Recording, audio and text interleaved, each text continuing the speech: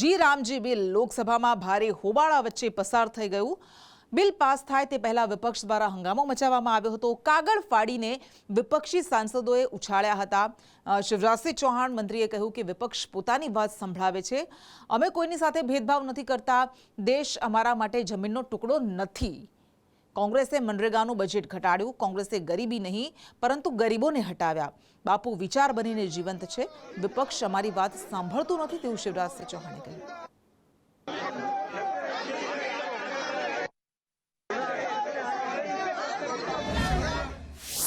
जो बिल है इसका हम पूरी तरह से विरोध करेंगे और एकदम ठोस विरोध करेंगे। सब पार्टियां, हमारी जितनी भी पार्टियां, सब सहमत हैं।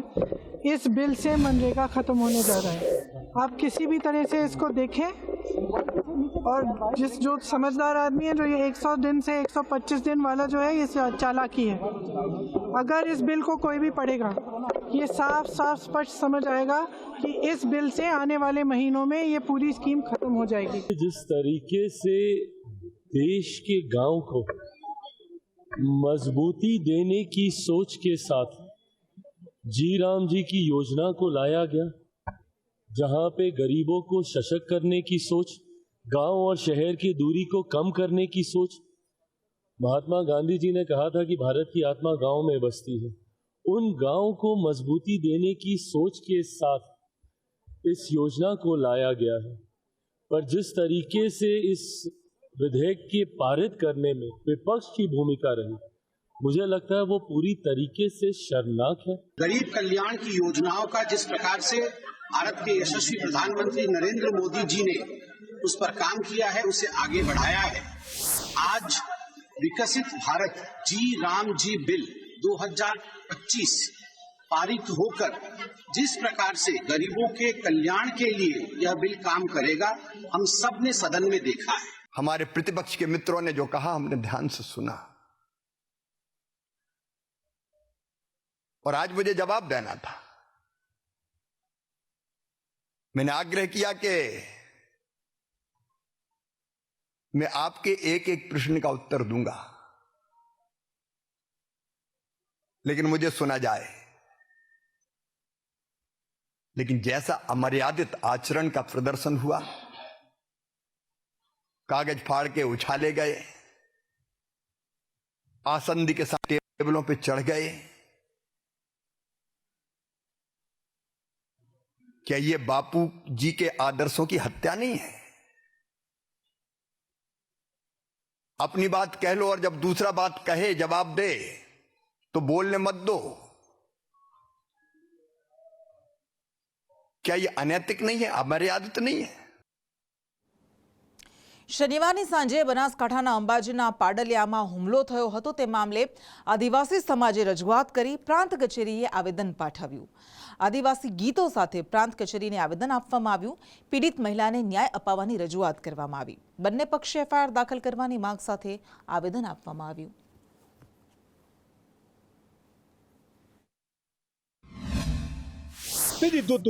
પણ આ મેઘીને બુરી સરકારે આજ તારીખ સુધી એ બાઈની ફરિયાદ લેવામાં નથી આલી। એ આદિવાસીઓને જે લાગ્યું છે એને દવાખાને નહીં લઈ ગયા। એ લોકોને આજ તારીખ સુધી એમની કોઈ એફઆઈઆર લેવામાં પણ નથી આવી। એના અનુસંધાને અમે આજે આયા બેઠા છીએ। એ લોકોને કાયમી માટે હેરાન કરવામાં આવે છે, એના માટે આજે અમે અહીં આવ્યા છે। પણ અત્યારે બેઠા છીએ, હજુ એ લોકોને કહીએ છે વહેલામાં વહેલી તકે અમારો ન્યાય આપો, નહીં આપશો તો અમે બેઠા રહેશું। પણ એક તરફી જ્યારે ઘટના બની છે તો એનો ન્યાય હોવો જોઈએ, અને ન્યાય એ હોવો જોઈએ કે જે મહિલાનું મકાન પાડી નાખ્યું છે, જે મહિલાની જમીન આખી એની ખોદી નાખી છે, એની ફરિયાદ પણ દાખલ કરવામાં નથી આવી, તો એની ફરિયાદ દાખલ કરવામાં આવે, એને વળતર આપે। અને બીજા જે માત્ર આદિવાસીઓ ઉપર જ જે ફરિયાદ દાખલ થઈ છે, એને બદલે ક્યાંક ને ક્યાંક એ પોલીસના અધિકારીઓના મારફત એમની દબણકાઈના કારણે જે આદિવાસીઓને નુકસાન થયું છે એમને લગાડ્યું છે, તો એની પેરેલલની ફરિયાદ ક્રોસ દાખલ કરવી જોઈએ। એ પણ વહીવટી તંત્રએ, પોલીસ તંત્રએ જે આદિવાસીઓ વતી પણ એની એફઆઈઆર દાખલ કરવી પડે। પાડેલિયા ખાતે જે ઘટના બની, જે બેનનું મકાન તોડી પાડી દેવામાં આવ્યું અને એમનો જે કૂવો હતો એમાં માટી પૂરીને જે કૂવો પૂરી દેવામાં આવ્યો, એના જે પડઘા જે સમગ્ર ગુજરાતમાં પડ્યા. આજે એમની જે માલ મિલકતને નુકસાન થયું છે એ માલ મિલકતની નુકસાનની ભરપાઈ કરવામાં આવે અને એમનું જે આ ખોટી રીતના મકાન તોડી પાડવામાં આવ્યું તો એવા કર્મચારીઓ વિરુદ્ધ પણ ફરિયાદ દાખલ કરવામાં આવે એ માટે અમે આજે પ્રાંત કચેરી ખાતે સમગ્ર સમાજના અગ્રણીઓ સાથે સર્વ સમાજે આ વાતને સાથ સહકારને સમર્થન આપવા માટે સર્વ સમાજ પણ અહીંયા ઉપસ્થિત છે. તો આજે અમે આવેદનપત્ર આપીશું. કચ્છમાં પ્રાથમિક શિક્ષક 2,80,000ની લાંચ લેતા ઝડપાયા. મધલ પ્રાથમિક શાળાની શિક્ષક એસીબીની ટ્રેપમાં ફસાયા. શિક્ષક ઘનશ્યામ પટેલ લાંચ લેતા રંગે હાથે ઝડપાઈ ગયા છે. ભુજ એસીબીએ શિક્ષકને લાંચ લેતા ઝડપી લીધા. માલ સપ્લાયના બિલ મંજૂર કરાવવા માટે આ શિક્ષકે લાંચ માંગી હતી. અને વધુ વિગત સાથે સંવાદદાતા જિગ્નેશ પટેલ આપણી સાથે જોડાયા છે. જિગ્નેશ, એક શિક્ષક કે જેઓ લાંચ લેતા પકડાઈ જાય છે અને એસીબીના હાથે રંગે હાથ ઝડપાઈ જાય છે, શું હતો આખો મામલો કે જેના માટે આટલી મોટી રકમની લાંચ માંગી હતી શિક્ષકે?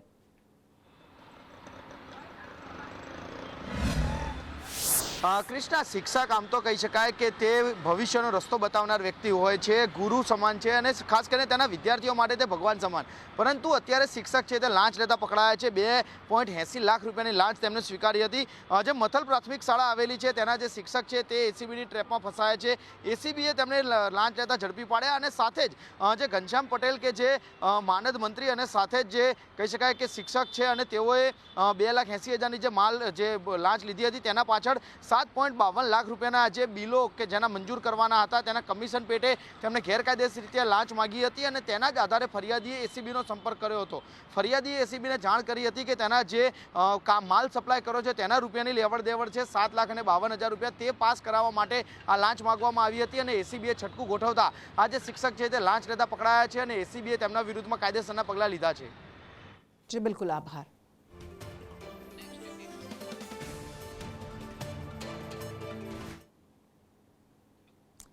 અને આવતીકાલે અમદાવાદ મેટ્રોના સમયમાં ફેરફાર કરવામાં આવ્યો છે. આવતીકાલે મેટ્રો રાત્રે 12:30 વાગ્યા સુધી ચાલશે. T20 મેચને લઈને મેટ્રોનો સમય બદલવામાં આવ્યો છે. મોટેરા સ્ટેડિયમથી પરત ફરવા માટે ખાસ પેપર ટિકિટ. નરેન્દ્ર મોદી સ્ટેડિયમમાં 5મી T20 મેચ રમાવાની છે, જેને લઈને આ સમયમાં ફેરફાર કરાયો છે.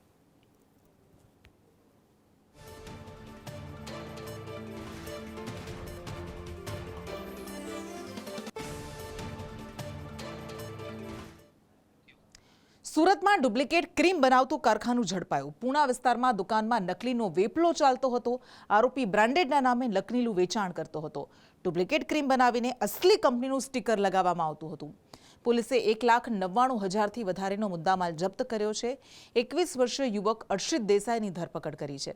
સ્ટીકર, રેપર, હિટગન મશીન સહિતનો મુદ્દામાલ જપ્ત કરાયો. છેલ્લા 1.5 મહિનાથી આરોપી નકલી ક્રીમનું વેચાણ કરતો હતો. इसमें घटना की विगत ऐसी है कि मानस लाइफस्टाइल प्राइवेट लिमिटेड के जो डर्म डॉग नाम की मॉइस्चराइज क्रीम है, जिसकी पैकेट पे 399 रुपीज़ है दाम, लेकिन ये जो आरोपी है ये अर्शित लालजी भाई देसाई कामरेज का रहने वाला है. ये शाश्वत प्लाजा पूना गांव में ये क्रीम जो है ऑनलाइन वेचान करता था. 150 से 200 रुपये में इसको ऑनलाइन फ्लिपकार्ट जैसे प्लेटफॉर्म पे ये बेचता था और ये क्रीम पूरी तरीके से नकली थी.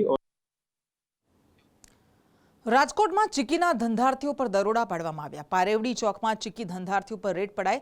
મનપાના આરોગ્ય વિભાગે ચેકિંગ હાથ ધર્યું અને ચીકી સહિતની વસ્તુના નમૂના લીધા. ઉત્તરાયણના તહેવાર પહેલા રાજકોટનું આરોગ્ય વિભાગ સતર્ક થઈ ગયું છે અને પારેવડી ચોકમાં આવેલ ચીકીના ધંધાર્થીઓને ત્યાં આ રેડ પાડવામાં આવી.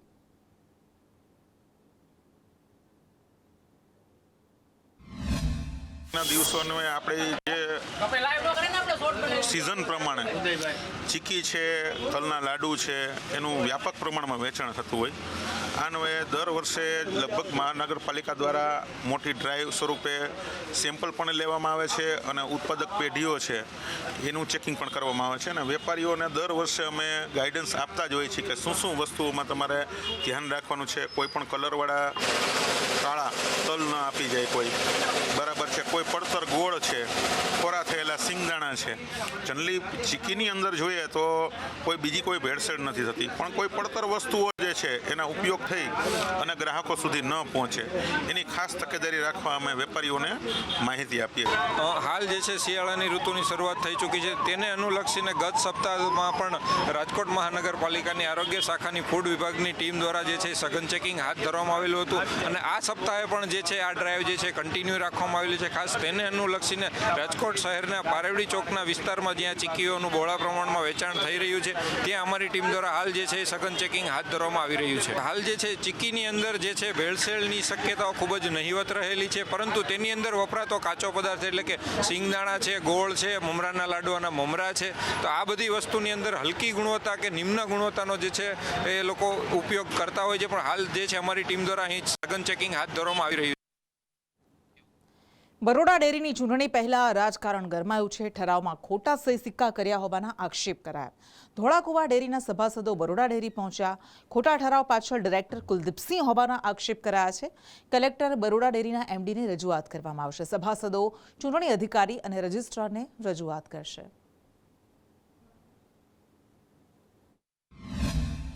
ડેરીની ચાલુ વર્ષે ચૂંટણી યોજવાની છે, તેમાં આજથી 5 થી 6 મહિના પહેલા ડેરીમાંથી એક ડેરીનો મત આપવા માટે એક ઠરાવ માંગવામાં આવેલો હતો. તેની મર્યાદા હતી 25/7/2025. ત્યારે અમે અમારી ડેરીની અંદર અમારી સમય મર્યાદા પ્રમાણે ડેરીમાં અમારો ઠરાવ ઇન્વર્ટ કરાવી અને રજૂ કરેલો. ત્યારે અમારો ઠરાવ એક જ હતો. તો હવે પછી કાલે અમને એક નોટિસ મળે છે અને એવું જાણવા મળે છે કે તમારી ડેરીમાંથી 2 ઠરાવ આવેલા છે. તો બીજો ઠરાવ ક્યાંથી આવ્યો એની સામે વધુ રજૂ કરવા માટે અમે આવ્યા છે. સરકારી કોલેજીસમાં કોન્ટ્રાક્ટરથી ભરતીના નિર્ણયનો વિરોધ કરવામાં આવ્યો. સ્પોર્ટ્સ આસિસ્ટન્ટની ભરતીના નિર્ણયનો વિરોધ કરાયો. આઉટસોર્સિંગથી ભરતીના નિર્ણય સામે નારાજગી વ્યાપી છે. 11 મહિના કોન્ટ્રાક્ટ આધારિત ભરતીનો વિરોધ થઈ રહ્યો છે. વિદ્યાર્થીઓના ભવિષ્યને ન્યાય કેવી રીતે આપી શકાય? યુથ કોંગ્રેસે રાજ્યપાલ અને શિક્ષણ કમિશનરને આ મામલે રજૂઆત કરી છે અને નિર્ણય પાછો નહીં ખેંચવામાં આવે તો આંદોલનની ચીમકી ઉચ્ચારી છે. એક તો 11 મહિના કોન્ટ્રાક્ટ આધારિત ભરતી છે, જેથી 11 મહિના પછી એ જે તે અધ્યાપકનું પોતાનું ભવિષ્ય જ્યાં સુનિશ્ચિત નથી ત્યાં વિદ્યાર્થીઓનું ન્યાય ક્યાંથી આપી શકશે? અને સ્પોર્ટ્સ એવી બાબત છે જે 2-3 વર્ષ કન્ટિન્યુ તમે કોઈ પણ ટીમને પ્રેક્ટિસ કરાવો ત્યારે રિઝલ્ટ આપતું હોય છે. વિદ્યાર્થી ખેલાડી તરીકે તૈયાર થતો હોય છે. હવે 11 મહિના પછી જો બીજો શિક્ષક આવી જાય, સ્કૂલ હોય કે કોલેજ હોય, તો એની પોતાની ભણાવવાની પદ્ધતિ અલગ હોય, ટેકનિક અલગ હોય, તો એ વિદ્યાર્થીઓ એમાં શીખી જ નહીં શકે અને સારા ખેલાડી તૈયાર નહીં થઈ શકે. યુવા કોંગ્રેસ અને NSUI દ્વારા ઉચ્ચ શિક્ષણને ઉગ્ર રજૂઆત કરી છે અને તાત્કાલિક ધોરણે આ પરિપત્રના તાનાશાહી ફરમાન પાછું લેવા માટે જણાવવામાં આવ્યું છે. જો આ ફરમાન પાછું લેવામાં નથી આવતું, સમગ્ર ગુજરાતભરની અંદર NSUI યુવા કોંગ્રેસ દ્વારા અને જેટલા ઉમેદવારો છે બધાને સાથે લઈને એક મોટું આંદોલન કરવામાં આવશે અને કેસીજીનો ઘેરાવ પણ કરવામાં આવશે. સુરતના નાનપુરામાં ગટરના પાણી ભરાતા હાલાકી પડી રહી છે. કાદરશાહની નાળમાં ગટરના પાણી ભરાતા લોકો હેરાન પરેશાન થઈ ગયા છે અને સ્થાનિક લોકો આ ગટરના પાણીમાંથી પસાર થવા માટે મજબૂર બન્યા છે. કલાકો વીતવા છતાં પણ ગટરના પાણી ઉતરતા નથી. વિદ્યાર્થીઓ ગટરના ગંદા પાણીમાંથી પસાર થવા મજબૂર થયા છે. તંત્ર નિરીક્ષણ કરવા માટે પણ ન આવ્યું હોવાનો સ્થાનિકોએ આક્ષેપ કર્યો.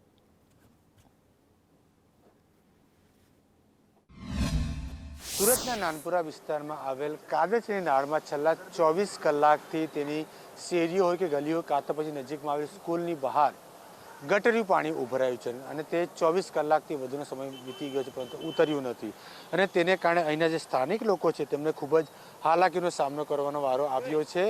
આ 2 દિવસથી અહીંયા કાદરશાહની નાળમાં પાણી ભરાયેલું છે. કાલે બી આવું જ હાલ હતું, સવારે ને આજે બી આવું જ હાલ છે. અમારે નીકળવાનો રસ્તો એક જ છે અહીંયાથી. સવારે છોકરાઓ બહાર નીકળે છે સ્કૂલ માટે તૈયાર થવા માટે, જોઈએ તો અહીંયા પાણી છે.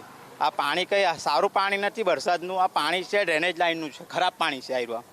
હવે અંદરથી અમે હવે તમે જોયું મેં આવ્યો તો મારી ગાડી અંદર ફસાઈ ગઈ. માણસો ને છોકરા તો નહીં નીકળી શકે અંદરથી ને ગાડી પર બેસાડીને બી આપણે બીક લાગે છે કે ભાઈ છોકરાને લઈને નીકળે પડી જાય અંદર તો પછી અહીંયા બધા ખોદેલા જ છે, આ જેટલા બી દેખાય છે ને અહીંયા સામે પેલી બાજુ બતાવો તમે, એમાં ખોદેલા છે, એમાં भी બધું પાણી જ છે।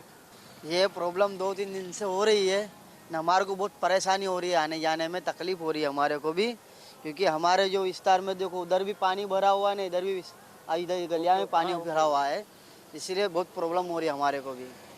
લોકો પાણીમાંથી જવા મજબૂર થયા છે અને તંત્રને સુવિધા નથી। કેમેરામેન અજીત પટેલ સાથે જયેન્દ્ર પાંડે, સંદેશ ન્યૂઝ, સુરત। ગુજરાત હાઈકોર્ટમાં ખરાખરીનો ચૂંટણી જંગ જામશે। આવતીકાલે ગુજરાત બાર એસોસિએશનની ચૂંટણી છે। રાજ્યભરના 282 બાર એસોસિએશનની ચૂંટણી યોજાશે। પહેલી વખત ખજાનચી માટે મહિલા ઉમેદવારની પસંદગી। હાઈકોર્ટ સહિત રાજ્યની તમામ કોર્ટમાં ચૂંટણી યોજાવાની છે। બેલેટ પેપર મુજબ સવારે 10 થી 5 સુધી ચૂંટણી યોજાશે। બાર એસોસિએશનના પ્રમુખના હોદ્દા માટે આ ખરાખરીનો જંગ જામવાનો છે। ગુજરાતભરમાંથી 1,25,000 વકીલો આવતીકાલે મતદાન કરશે।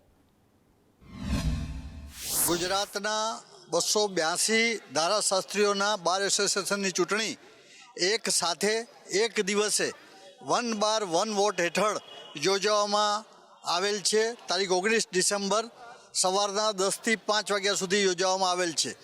પ્રમુખ, ઉપપ્રમુખ, secretary, joint secretary, treasurer, library secretary, મહિલા પ્રતિનિધિ તેમજ કારોબારી સભ્યોની આ ચૂંટણી યોજાવા જઈ રહી છે। ગુજરાતની અંદર 1,25,000 ઉપરાંત જેટલા ધારાશાસ્ત્રીઓ આ ચૂંટણીમાં પોતાના મતનો ઉપયોગ કરશે।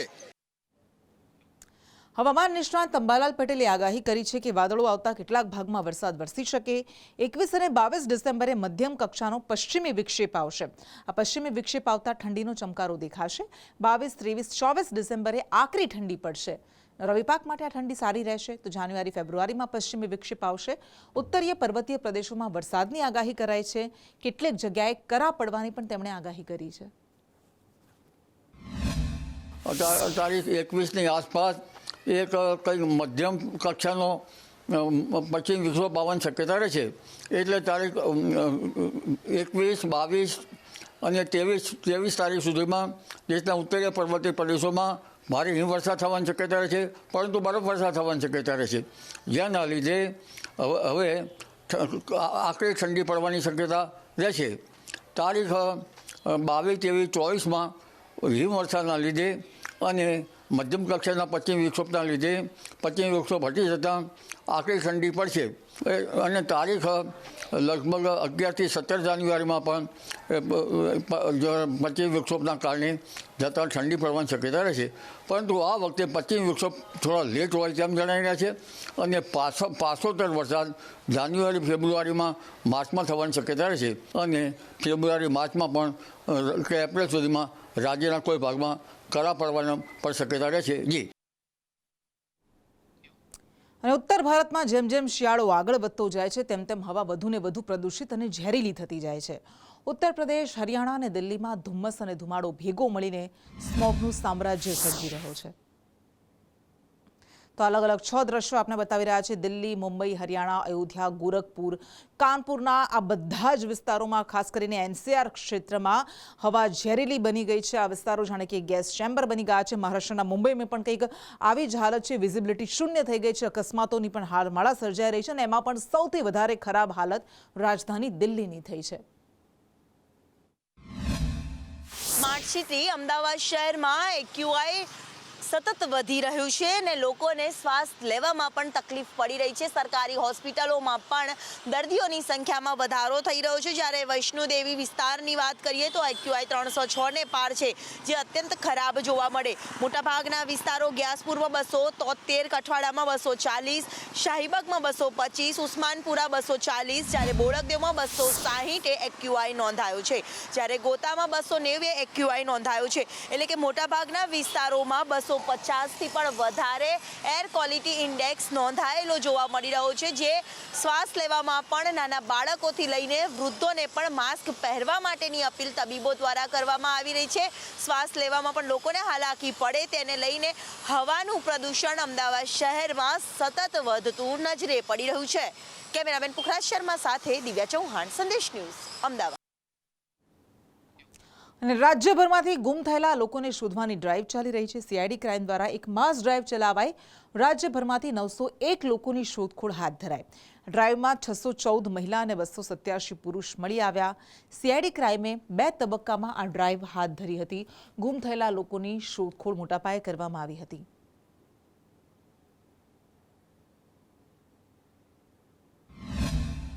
આખા રાજ્યમાં ગયા મહિના એટલે કે નવેમ્બર અને ચાલુ મહિના ડિસેમ્બરમાં એક વિશેષ અભિયાન શોધખોળ માટેનું હાથ ધરેલ છે અને એ 2 તબક્કામાં કુલ 30 દિવસ સુધી આપણે વિશેષ અભિયાન ઝુંબેશ અમલમાં મૂકવામાં આવેલી છે. અને આ અભિયાનના અંતર્ગત રાજ્યમાં જુદા જુદા શહેરો અને જિલ્લાઓમાં કુલ મળીને 900 જેટલા ગુમશુદા વ્યક્તિઓને અમે શોધ કરવામાં સફળતા મળી છે.